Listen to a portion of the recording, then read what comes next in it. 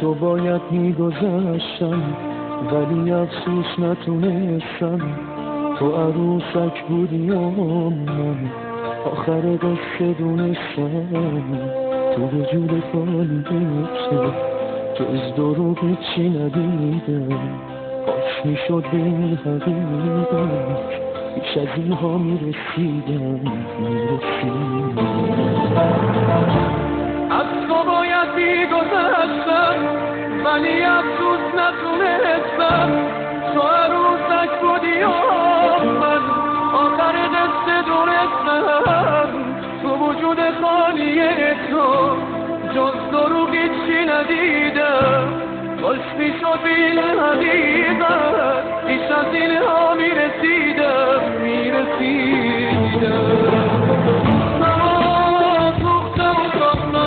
هرچی داشتم به پا کردم خوش تو را از روز اول مثل امروز میشناسم. آخش یعنی شکستم عاشقانه سر بردن یه بردن به سرانه دست و پوت خویش بردن.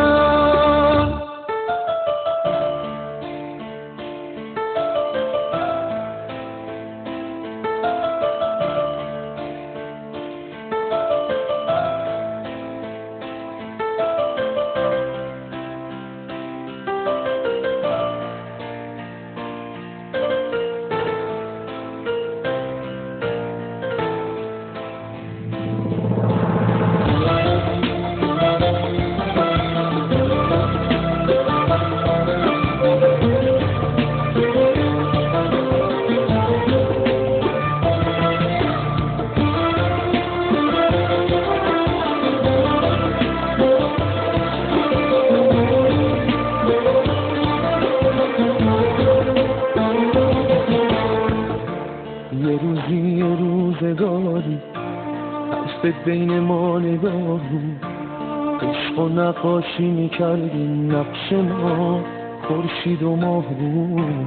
بعد از اون واژه نوشتیم جملمون ستاره چین بود. مثل دریابی بودیم معنی زندگی این بود. یه روزگاری حرف بین ما نگاه بود. عشق و نقاشی میکردیم نقش ما خورشید و ماه بود. بعد از اون واژه نوشتیم جملمون ستاره چینی بود. مثل دریابی بودیم معنی زندگی بود.